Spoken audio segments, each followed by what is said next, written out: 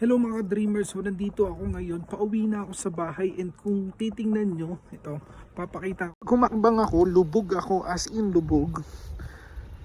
Papasukin yung aking sapatos. Ganun sa kalalim mo. Ito yung kamay ko, di ba? So, shit, basang. So yun, kailangan kong i-preheat ang sasakyan kasi mahirap umandar ng makapal ang yelo.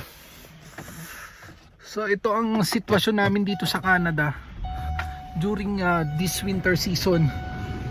So tingnan ko lang. Ito, nandito tayo sa sasakyan ko ngayon kasi nga nag-preheat ako. Alam niyo yun, medyo mainit-init na maya-maya. Kukuha lang ako ng pangtanggal ng yelo. Saglit lang mga kadream.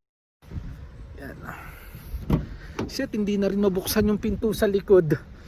Kasi kaya naman hindi siya mabuksan is dahil sa bukod sa kapal nga ng yelo, nag-frozen na siya.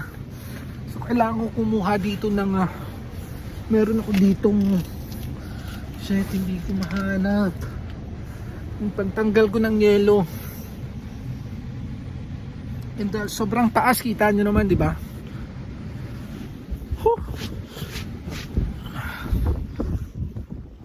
Alright mga ka-dreamers, ito yung aking sasakyan and kahit yung likod, yung harap, yan, at isatanggal pa natin, iangat pa natin. So meron ako dito na ginagamit, ito, pangtanggal ko to ng yelo. Grabe. So yan, tatanggalin natin tong makapal na yelo na to. Ito oh. Yan, kailangan kasi natin matanggal yan para makita natin yung daan mamaya. Mahirap kasing bumiyahin ng ganito. So pati yung nasa bintana, ang hirap kasi pinasok na ng yelo yung, tingnan nyo naman kaibigan mga ka-dreamers, yung gulong ko at yung kapal ng yelo. So ayan yung kapal ng yelo mga ka-dreamers. So alright, tas eto dito, di ba?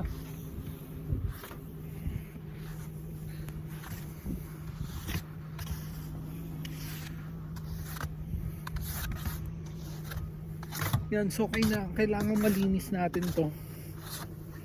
Grabe. So ito yung sitwasyon namin dito sa Canada mga ka-dreamers. And alam nyo ba, in my 3 years talaga, ulitin ko, this is my worst winter. Grabe. Grabe to. Sobrang kapal. Mamaya makikita nyo sa loob pagpasok ko yung kapal ng yelo. Sobra yung kapal. Sabi nila 40 centimeters lang daw. And I don't think may lampas na ng 40 centimeters eh. Hindi ko alam kung makakauwi ako nito. Yun ang tanong. Kung kakayanin kong umuwi sa kapal nito nga snow na to. Shit. So ipapakita ko sa inyo yung paa ko kung hanggang saan yung yelo, ganun kataas yung snow. Ito mga ka-dreamers, abot na siya sa tuhod. Ayan o, makikita nyo, napakalawak. And patuloy pa rin ang pagbagsak ng snow hanggang mamayang alas 5 daw yan ng madaling araw. Papasok muna ulit ako at magpapainit ng konti. So yan mga ka-dreamers, yung palibot ng sasakyan. Titignan ko kung makakagulong yung sasakyan ko rito. Hindi ko alam kung kakayanin, pero sana kayanin kasi sobrang hirap. And walang, alam nyo, Sunday, let's make it worse kasi nga Sunday, di ba? Oh, yan, ganun kataas po ang yelo mga ka-dreamers. So yun mga ka-dreamers, nandito na ako sa sasakyan at pauwi na nga ako. So to be honest, medyo natatakot akong mag-drive ng ganito kakapal yung yelo, yung ganito ang sitwasyon. Kasi tingnan nyo yung likod, yung tagiliran ng sasakyan, sobrang kapal pa rin ng yelo. And hindi ko alam kung kakayanin ng sasakyan yun. So samahan nyo ako, tara. Ito na nga ka-dreamers, ayaw umatras ng sasakyan ko.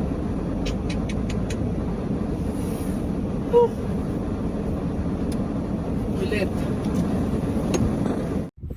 So ayan mga ka-dreamers, bumaba ulit ako kasi check entire surroundings daw sabi ng sasakyan. So ayaw niyang mag-reverse.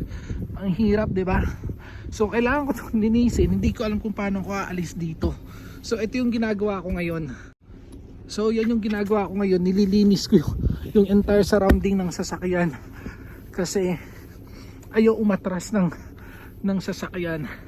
So yan, ganun yung gagawin ko para lang ako makauwi ng bahay ngayong gabi. 'Di ba? Kaya yung yung sana all nasa Canada. Sana all walang snow. Sana all walang ganto, 'di ba? So hirap. Yan. Yan. Sobrang hirap mga ka-dreamers. Alam nyo, dumagdag pa sa hirap na nararanasan ko ngayon is yung gloves. Nakalimutan ko ang gloves.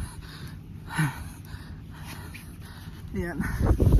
So sana makaandar tayo kahit ganito yung ayan mga ka-dreamers. Ay, nasa mukha ko pala. Abot sa tuhod ko yung as in, literal.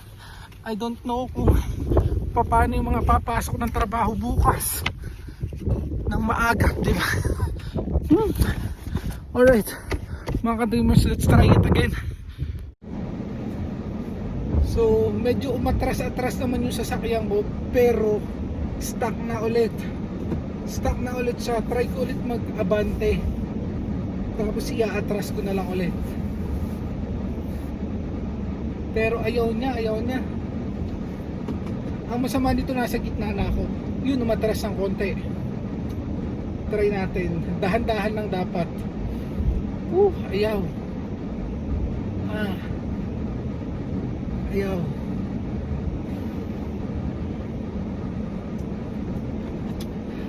No choice ako mga ka-dreamers, kailangan ko na naman bumaba. Need ko na ulit bumaba. Eto na naman tayo. Ayaw umandar ni Kolokoy dahil sa taas ng yelo. So kinukudkud ko yung yelo sa ilalim ng gulong. Alam niyo, para may daanan siya, para makama-maniobra ako. Sa mga nagsasabing sana all nasa Canada, ewan ko na lang pag naranasan nyo to. Diba? Alam niyo mga ka-dreamers, malapit na ako lumampas kung bakit kasi yung naglinis nitong daan. Siyempre ito kasi yung highway, so may naglilinis niyan.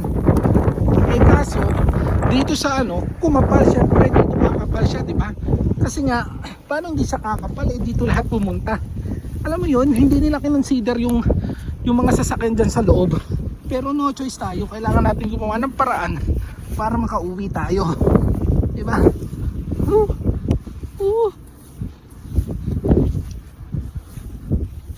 Yan, kakalampas din tayo dyan. Habang may buhay.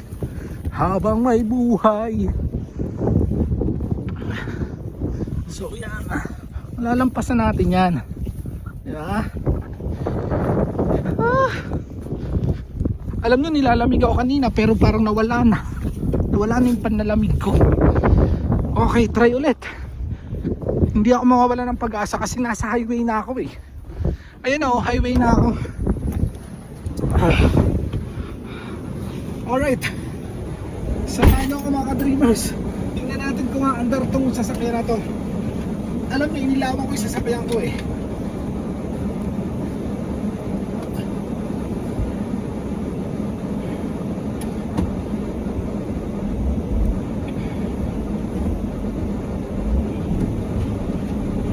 ayaw pa rin.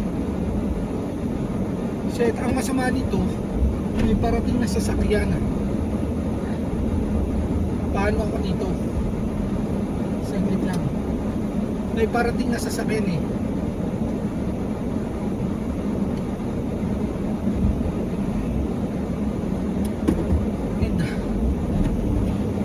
kahit may parating na sasakyan, hindi pa rin.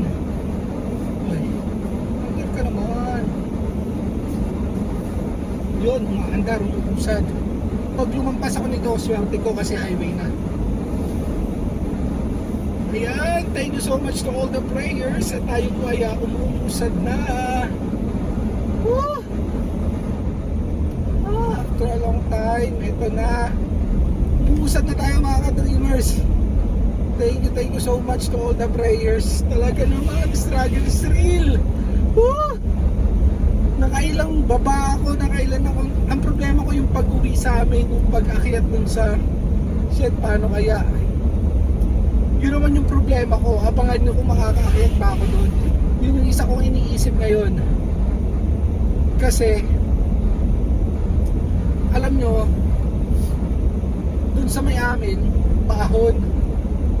And ang hirap umahon syempre. For some reason, oy, wag kang dumulas. Kasi pag dumulas ka, mapupunta ka sa tabi, mahihirapan ka na naman. Sana umahon ako rito. Bakit ang tagal naman nung nag-aayos dun sa taas?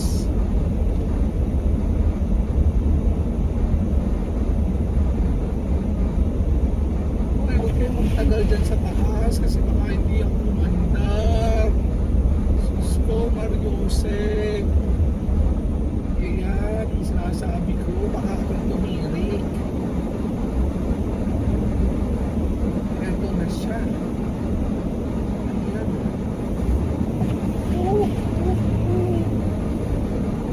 Ayan.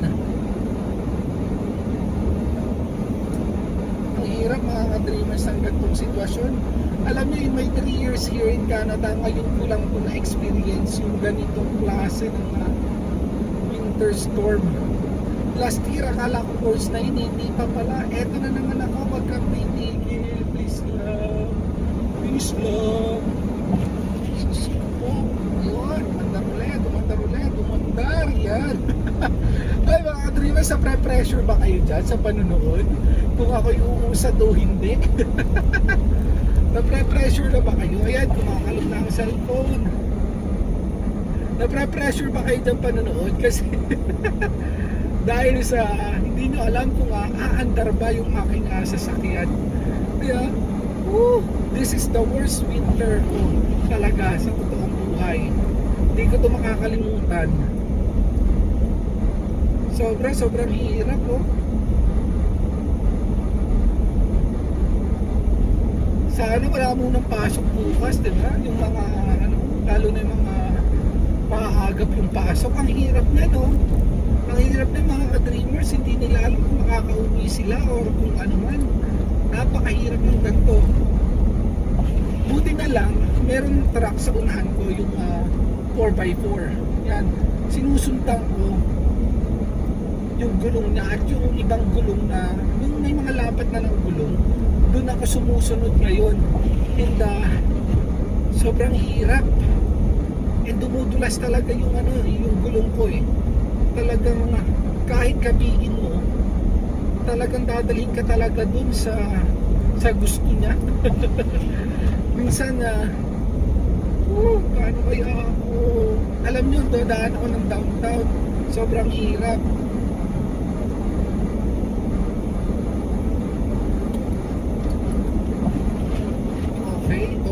Okay. Sige, nandito ako sa traffic signal. Mga kaibigan, okay tayo, okay tayo dito. Stop lang ako saglit. Ang problema ko kasi yung pag-stop niya, baka hindi na naman ako mandar. Yun yung inaalala ko. Sobrang hirap niya. Sobrang hirap ng kontrolin ng aking manubela. Kasi hindi mo alam kung makakaandar ka ba pagkaliko mo. That's why close talaga nila yung highway kasi delikado yung highway road. Mabilis ang mga sasakyan tapos hindi pa nalilinis yung daan. And ang kapal pa rin ng bagsak ng yelo until now. So ito, nandito ako ngayon sa downtown.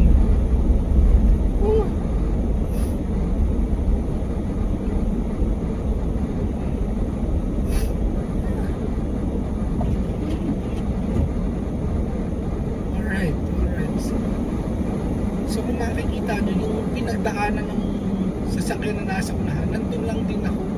Hindi ko inaalisan yung yung bakas ng gulong niya para kahit pa paano may bakas. Shit! Ito ang problema kapag yung tumitigil, na-stranded yung ano ko, gulong. Pero buti pa yung mga truck, diba? Ang bibilis ng andar nila, nakaka-usad-usad sila kahit pa paano. Parang pag ganito, parang namimiss kong maglakad. Parang namimiss kong maglakad kasi dati di. Kaso lulubog pala ako, no? Yan mga ka-dreamers, Canada pa more. Ito yan mga ka-dreamers, yung sasabi natin, no? Yan, Canada, sige lang, hindi, Canada pa. Canada pa, tuloy mo lang. Oy, pasaan kayo, nawala na ang mga truck sa na kayo pupunta. Nawala na ang mga truck. Wala nang guhit ng gulong na susundan. Alright yung mga ka-dreamers, so dyan na pre-pressure na din ha. Kaway-kaway sa inyong lahat, huwag kayong mag-alala at ako ay doble-doble ang pangambak. Sus ko, Mariosep, Lord, ano pong nangyayari?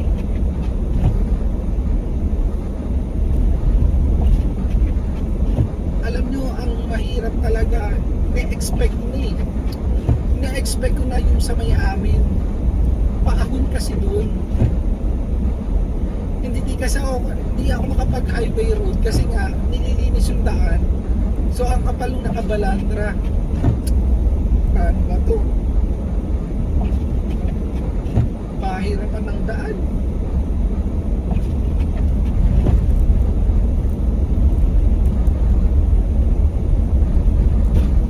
Oy!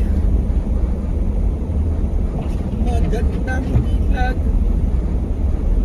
ko ay nabihag mula ng Sus ko, Mariosep.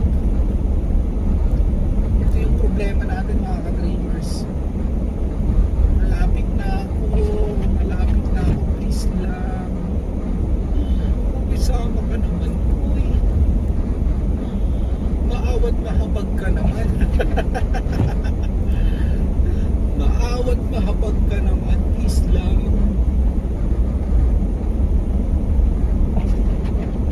Alam nyo, ang daming mga na-stranded ng mga sasakyan dahil dito. Alright. Kung tutusin mga ka-dreamers, hindi pa tumalamig eh. Mainit pa mga ka-dreamers kasi negative ano pa lang to, negative 12. How much more yung mga nararanasan namin negative 30, negative 45, pero hindi ganito kakapal lang snow. Ngayon, kung malamig bukas, problema yan. As in, problema talaga yan. At kung umulan naman, paniguradong ang dulas ng daan. Oy, huwag ka dito titilig, highway aray. I mean, pinakang anong street ito, basic to. Huwag ka dito. Yan! Ay, nakikita ko ng kalbi, mukhang may naglinis. Ano kaya? Abot kaya hanggang dulo mga ka-dreamers. So kung mapapansin nyo, nandito tayo sa downtown Scape.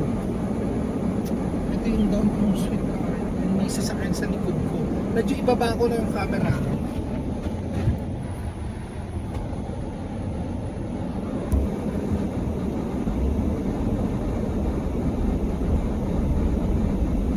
Yan. Alright. Sana nakausad pa tayo hanggang dulo. Walang bitawan, walang sukuan mga ka-dreamers. Samahan nyo muna ako. And kabado kasi ako mga ka-dreamers. Kasi kinakabahan ako. Paano kaya yung manager ko bukas? Naisip ko lang. Yung manager ko kasi babae. Yung manager ko sa Petro Canada. Tapos she's just using hindi ko tanda yung sasakyan na, pero kotse lang, mababa. Ang kapal ng yelo, mukhang mahihirapan din siya pumasok mga ka-dreamers. Mukhang na ko, hindi na natin kita yung daan, kaya di ko na alam kung ano yung tinamaan ko, bakit ako umigtad, di ba? Shit, eto na. walang naglinis dito sa part na to siguro. Kasi ang kapalit. Ang masama kasi mga ka-dreamers, linggo. Dito kasi mga ka-dreamers, ang linggo, hindi talaga nagtatrabaho yung mga nagtatanggal ng snow. Ginagawa lang nila yan Monday to Friday. Kapag nagkaroon ng winter storm ng Saturday, Sunday, problema yan kasi hindi talaga sila papasok. Ayan, eto na yung sinasabi ko mga ka-dreamers, paahon siya. Hindi ako pwedeng huminto, hindi rin ako pwedeng bumilis. Kasi kapag huminto ako, hindi na ako dyan aangat. Ang problema ko dyan, pag huminto ka, patatapunan ka na naman ng yelo, and dahil mag-isa ka, di ba? So ang hirap. Okay, stop. May place aking camera. Abay, napaka-inam po ng daan eh. Ay sana ay nagdala na ng snowmobile yung mga pulis. At nang maayos ang biyahe pag-uwi, di ba? Parang mas maganda ang ganun eh. Ako naman ay naka-camera lang at gawa ng forgive me today. Baka naman o bababa natin kasi may kasalubong tayo sa sakyan, ay baka tayo ay matikitan. Ito naman palusong tayo ngayon, mamaya ay paahon dun sa may amin. Iaahon naman tayo mamaya. Kaya anong hirap eh. Ay kahit kayo ang naandito ay talagang isusuko ninyo eh. Alright mga ka-dreamers, eto na tayo. Malapit na. Ilang kanto na lang. Please lang naman kaunti na lang.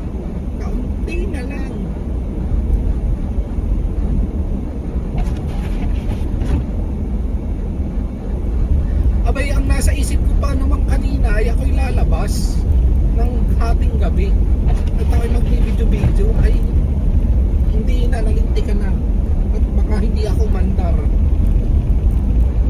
ay baka ako'y hindi makauwi.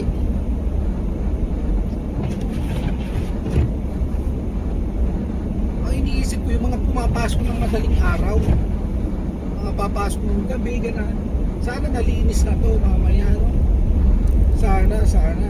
Pero sa kapal at so yun nga mga ka-dreamers, nandito na ako sa bahay. Finally, nakapag-park ako ng sasakyan. And yung yellow, tingnan nyo naman, abot na sa bewang. Ito siya oh. Alam nyo, tingnan nyo yan. Ito yung yellow, abot siya sa bewang literal. Ito oh. Hindi naman pala, tuhod lang. And ang challenge ngayon kung paano ko bubuksan ang pinto. So nandito na ako. Ito yung pinto. Tingnan natin kung mabubuksan ko. Wait lang. Yan, magbubukas naman siya. Ayan siya. Kailangan ko makapasok.